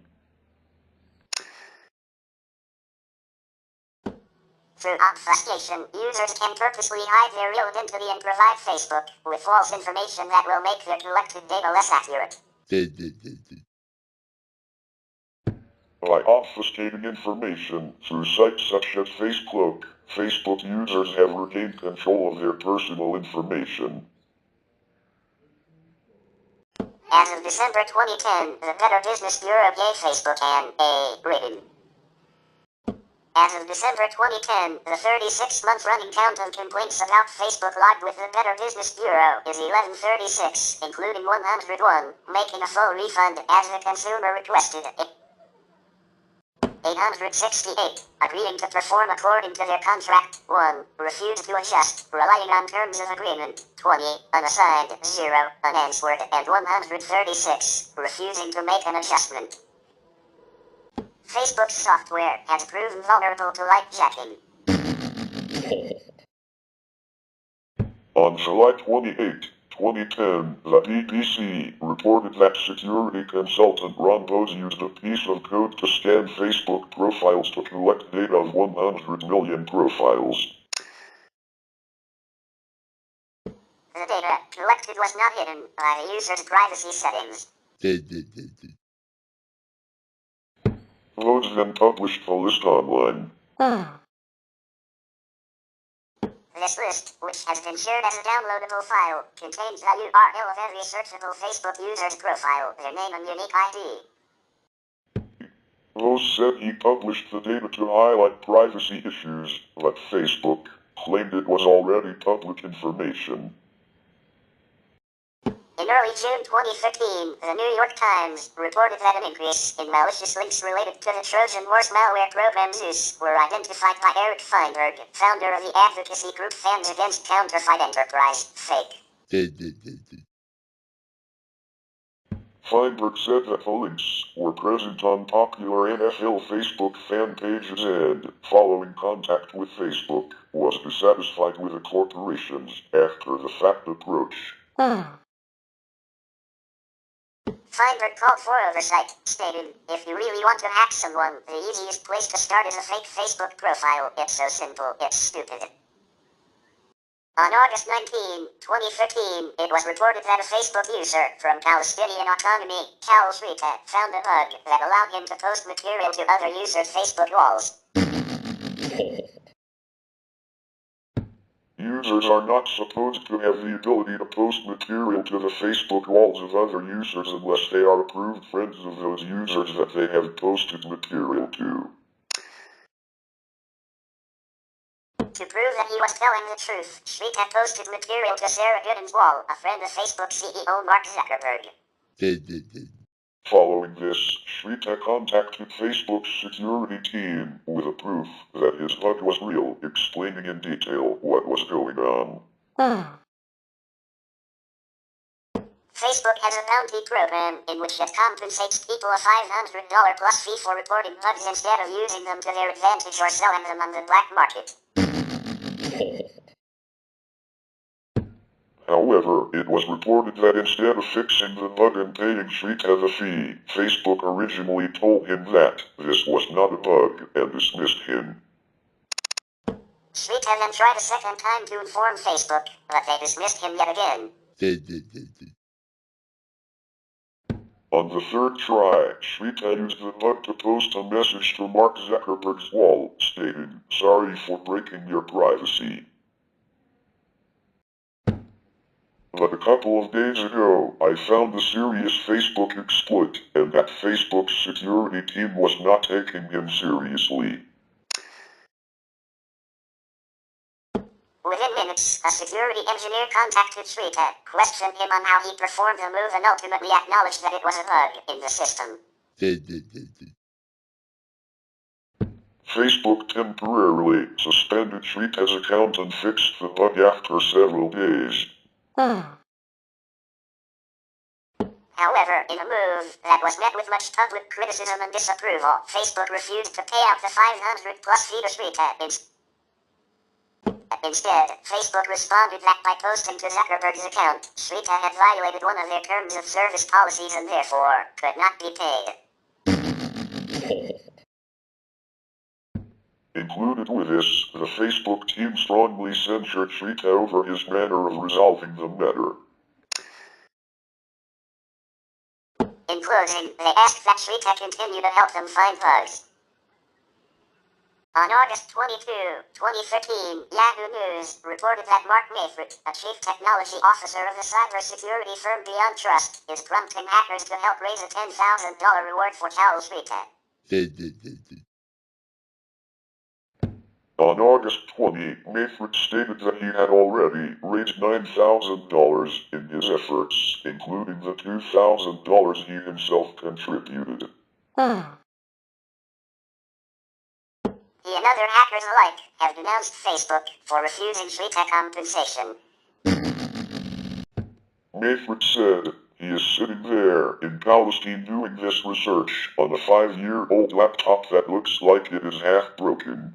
It's something that might help him out in a big way.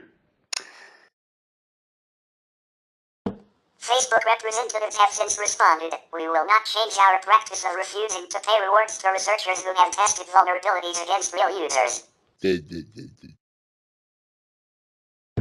Facebook representatives also claimed they've paid out over $1 million to individuals who have discovered bugs in the past. In 2010, Prineville, Oregon was chosen as the site for Facebook's new data center.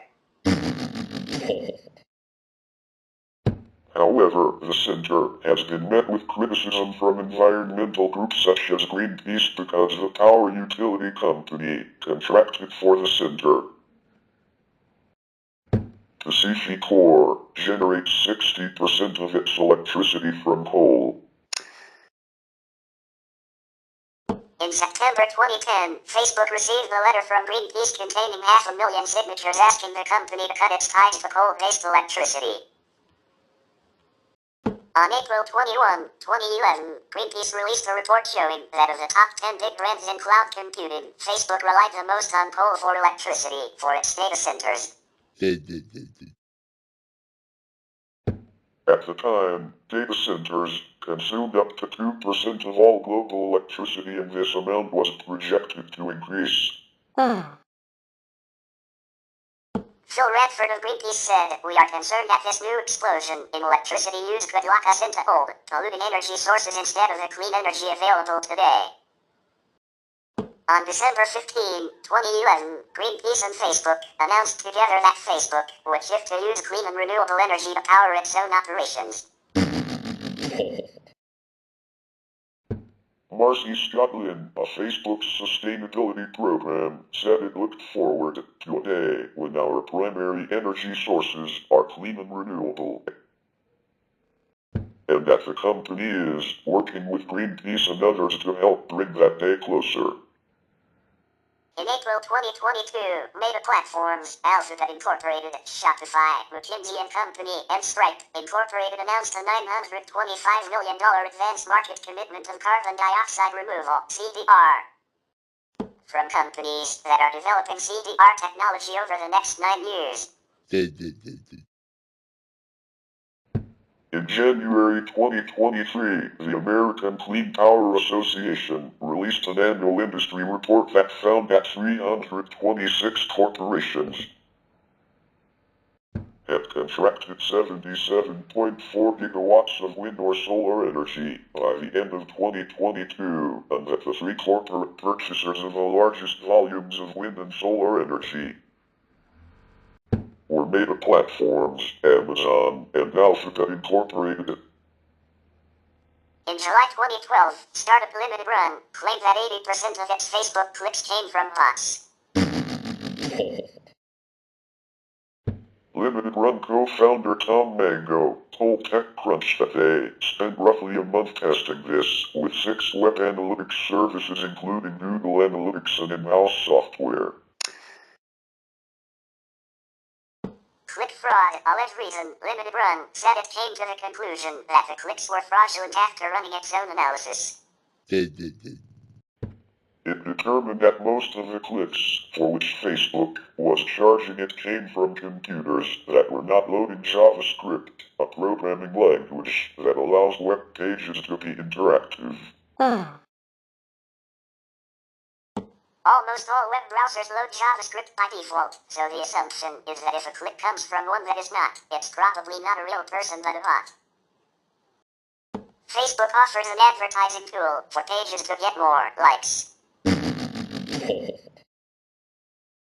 According to Business Insider, this advertising tool is called Suggested Posts or Suggested Pages, allowing companies to market their page to thousands of new users for as little as $50.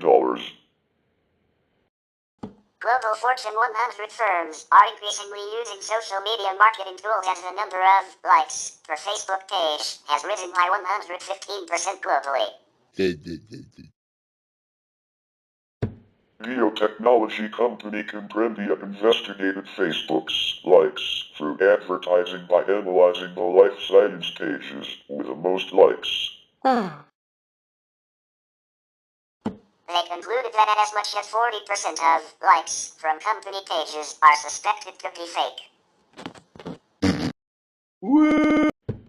According to Facebook's annual report, an estimated 0.4% and 1.2% of active users are undesirable accounts that create fake likes. Small companies such as Pubchase have publicly testified against Facebook's advertising tool, claiming legitimate advertising on Facebook creates fraudulent Facebook likes. In May 2013, Pubchase decided to build up its Facebook following through Facebook's advertising tool, which promises to connect with more of the people who matter to you. After the first day, the company grew suspicious of the increased likes as they ended up with 900 likes from India. According to Pubchase, none of the users behind the likes seem to be scientists.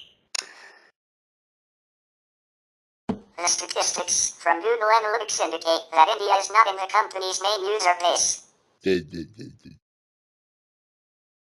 Pubchase continues by stating that Facebook has no interface to delete the fake likes. Rather, the company must manually delete each follower themselves. In February 2014, Derek Muller used his YouTube account Veritasium to upload a video titled Facebook Fraud. Within 3 days, the video had gone viral with more than 1 million views. It has reached 6,371,759 views as of December 15, 2021. In the video, Derek illustrates how after paying $50 to Facebook advertising, the likes to his fan page have tripled in a few days and soon reached 70,000 likes. Compared to his original 2,115 likes before the advertising. Whoa! Despite the significant increase in likes, Derek noticed his page has actually decreased in engagement. There were fewer people commenting, sharing, and liking his posts and updates despite the significant increase in likes. Derek also noticed that the users that liked his page were users that liked hundreds of other pages, including competing pages such as AT&T and T-Mobile. He theorizes that users are purposely clicking like on any and every page to deter attention away from the pages they were paid to like. Derek claims, I never bought fake likes, I used Facebook legitimate advertising, but the results are as if I paid for fake likes from a click farm. In response to the fake likes complaints, Facebook told Business Insider, We're always focused on maintaining the integrity of our site, but we've placed an increased focus on abuse from fake accounts recently. We've made a lot of progress by building a combination of automated and manual systems to block accounts used for fraudulent purposes and like button clicks. We also take action against sellers of fake clicks and help shut them down.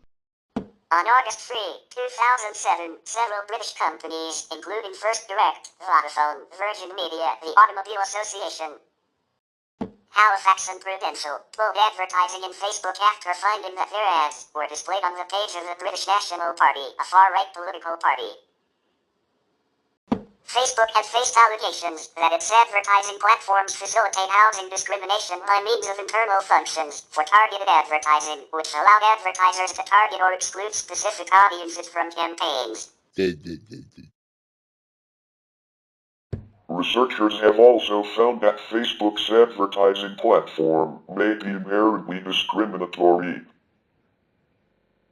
since ad delivery is also influenced by how often specific demographics interact with specific types of advertising, even if they are not explicitly determined by the advertiser. Under the United States Fair Housing Act, it is illegal to show a preference for or against tenants based on specific protected classes, including race, ethnicity, and disabilities, when advertising or negotiating the rental or sale of housing. In 2016, ProPublica found that advertisers could target or exclude users from advertising based on an ethnic affinity,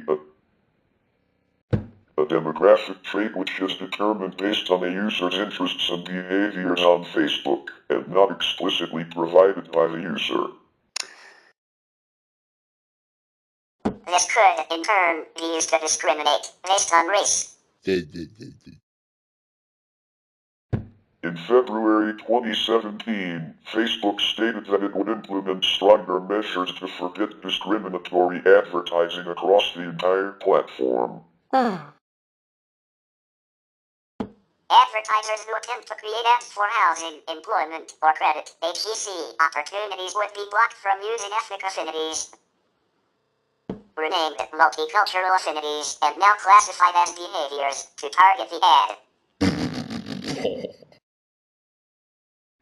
If an advertiser uses any other audience segment to target ads for HEC, they would be informed of the policies and be required to affirm their compliance with relevant laws and policies. However, in November 2017, ProPublica found that automated enforcement of these new policies was inconsistent. They were also able to successfully create housing ads that excluded users based on interests and other factors that effectively imply associations with protected classes, including interests in wheelchair ramps, the Spanish-language television network Telemundo, and New York City zip codes with majority-minority populations. In response to the report, Facebook temporarily removed the ability to target any ad with exclusions based on multicultural affinities. In April 2018, Facebook permanently removed the ability to create exclusions based on multicultural affinities. In July 2018, Facebook signed a legally binding agreement with the state of Washington to take further steps within 90 days to prevent the use of its advertising platform for housing discrimination against protected classes. The following month, Facebook announced that it would remove at least 5,000 categories from its exclusion system to prevent misuse, including those relating to races and religions. On March 19, 2019, Facebook settled a lawsuit over the matter with the National Fair Housing Alliance,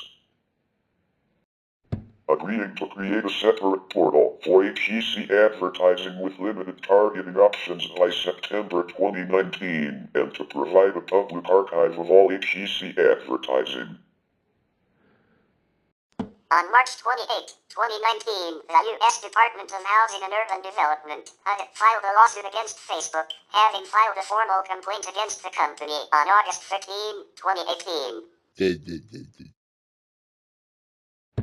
The HUD also took issue with Facebook's tendency to deliver ads based on users having particular characteristics that are most likely to engage with the ad. In August 2012, Facebook revealed that more than 83 million Facebook accounts, 8.7% of total users, are fake accounts. These fake profiles consist of duplicate profiles, accounts for spamming purposes, and personal profiles for business, organization, or non-human entities such as pets. As a result of this revelation, the share price of Facebook dropped below $20. Furthermore, there is much effort to detect fake profiles using automated means. In one such work, machine learning techniques are used to detect fake users. Facebook initially refused to remove a business page devoted to a woman's anus, created without her knowledge while she was underage, due to other Facebook users having expressed interest in the topic. After BuzzFeed published a story about it, the page was finally removed. The page listed her family's former home address as that of the business. In September 2008, Facebook permanently moved its users to what they termed the new Facebook, or Facebook 3.0. This version contained several different features and a complete layout redesign. Between July and September, users have been given the option to use the new Facebook in place of the original design, or to return to the old design.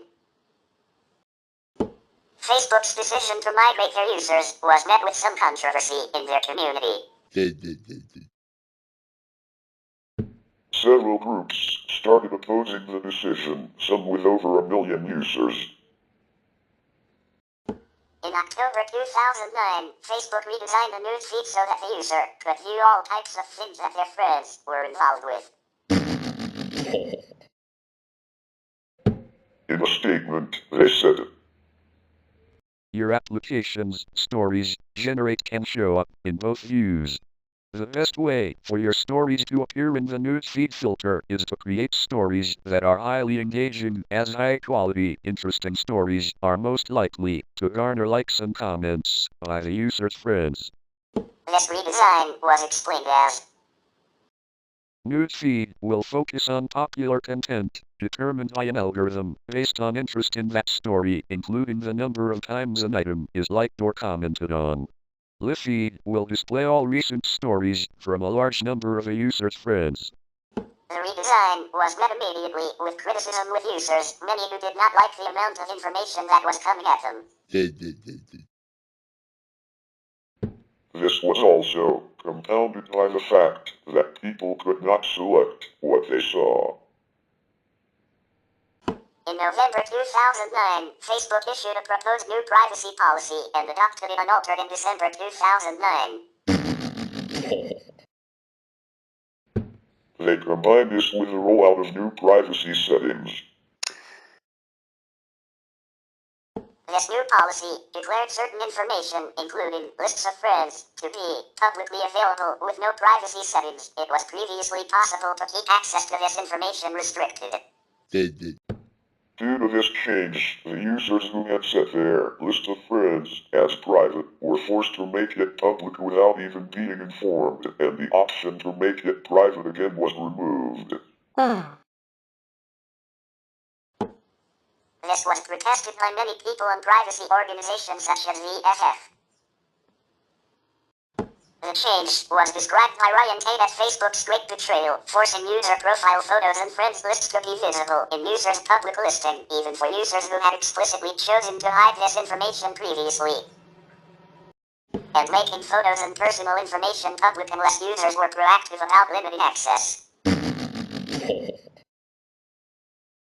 For example, a user whose family and relationships information was set to be viewable by friends only would default to being viewable by everyone, publicly viewable. That is, information such as the gender of the partner the user is interested in, relationship status, and family relations became viewable to those even without a Facebook account. Facebook was heavily criticized for both reducing its users' privacy and pushing users to remove privacy protections. Groups criticizing the changes include the Electronic Frontier Foundation and American Civil Liberties Union. Mark Zuckerberg, CEO, had hundreds of personal photos in his events calendar exposed in the transition. Facebook has since included an option to hide friends lists from being viewable, however. This preference is no longer listed with other privacy settings, and the former ability to hide the friends list from selected people among one's own friends is no longer possible. Journalist Dan Gilmer deleted his Facebook account over the changes, stating he can't entirely trust Facebook. And Heidi Moretz Lake's Big Money temporarily deactivated her account as a conscientious objection. Other journalists have been similarly disappointed and outraged by the changes. Defending the changes, founder Mark Zuckerberg said, "We decided that these would be the social norms now and we just went for it." The Office of the Privacy Commissioner of Canada launched another investigation into Facebook's privacy policies after complaints following the change. Following a difficult 2017, marked by accusations of relaying fake news and revelations about groups close to Russia, which tried to influence the 2016 U.S. presidential election. See Russian interference in the 2016 United States elections via advertisements on his service, Mark Zuckerberg announced in his traditional January post. We're making a major change to how we build Facebook. I'm changing the goal I give our product teams from focusing on helping you find relevant content to helping you have more meaningful social interactions. Mark Zuckerberg. Following surveys on Facebook users, this desire for change will take the form of a reconfiguration of the newsfeed algorithms to prioritize content of family members and friends. Mark Zuckerberg, January 12, Facebook. The first changes you'll see will be in newsfeed, where you can expect to see more from your friends, family, and groups. And give priority to news articles from local sources considered more credible. The recent changes of the newsfeed algorithm, see content, newsfeed hash history, are expected to improve the amount of meaningful content viewed. To this end, the new algorithm is supposed to determine the publications around which a user is most likely to interact with his friends, and make them appear higher in the newsfeed instead of items, for example, from media companies or brands. These are posts that inspire back and forth discussion in the comments and posts that you might want to share and react to. But, as even Mark Zuckerberg admitted, he expects the time people spend on Facebook and some measures of engagement will go down. But I also expect the time you do spend on Facebook will be more valuable. The less public content a Facebook user sees on their newsfeed, the fewer brands are able to reach consumers. That's unarguably a major lose for advertisers and publishers. This change, which seems to be just another update of the social network, is widely criticized because of the heavy consequences it might lead to. In countries such as the Philippines, Myanmar, and South Sudan, and emerging democracies such as Libya and Serbia, it is not ethical to plead platform neutrality or to set up the promise of a functioning news ecosystem and then simply withdraw at a whim. Indeed, in such countries, Facebook was the promise of a reliable and objective platform on which they could hope for raw information. Independent media companies tried to fight censorship through their articles and were promoting in a way the right for citizens to know what is going on in their countries.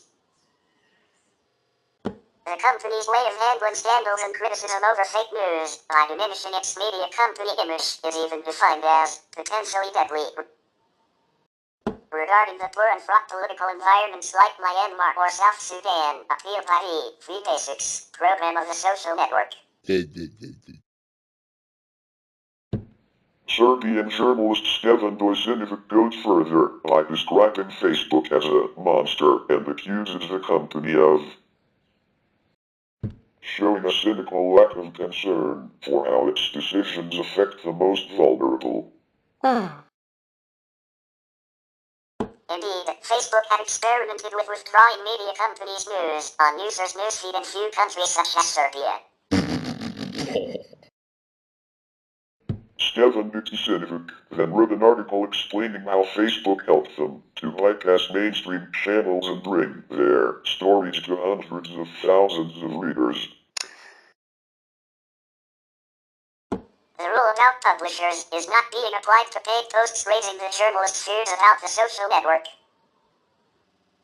becoming just another playground for the powerful by letting them, for example, buy Facebook ads. Whoa! Critics are also visible in other media companies depicting the private company as the destroyer of worlds.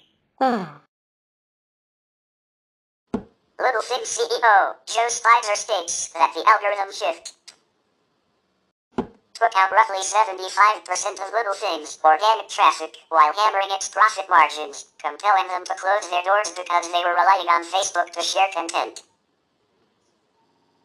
In February 2016, TRAI ruled against differential data pricing for limited services from mobile phone operators, effectively ending zero-rating platforms in India.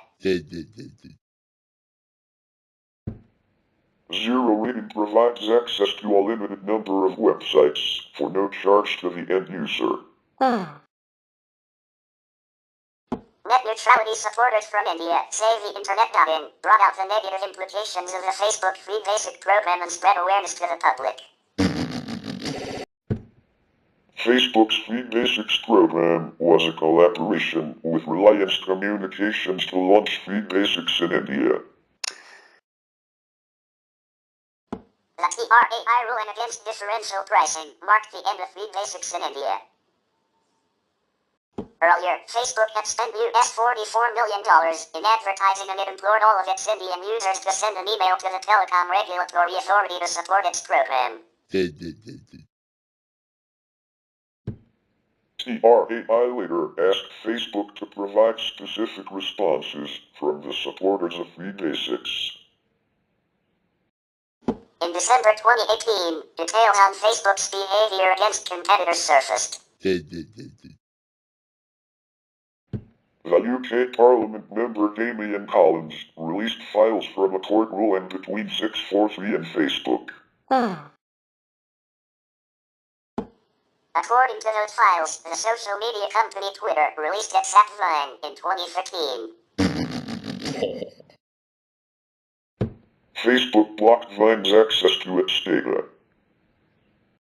In July 2020, Facebook, along with other tech giants Apple, Amazon, and Google, were accused of maintaining harmful power and anti-competitive strategies to quash potential competitors in the market. The CEOs of respective firms appeared in a teleconference on July 29, 2020, before the lawmakers of the United States Congress.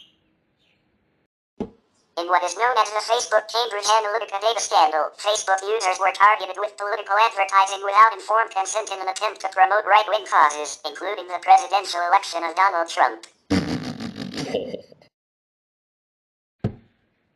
In addition to elections in the United States, Facebook has been implicated in electoral influence campaigns in places like Argentina, Kenya, Malaysia, the United Kingdom, and South Africa, as discussed in the 2019 documentary The Great Hack. In response to the Online News Act, Meta platforms began blocking access to news sites for Canadian users at the beginning of August 2023.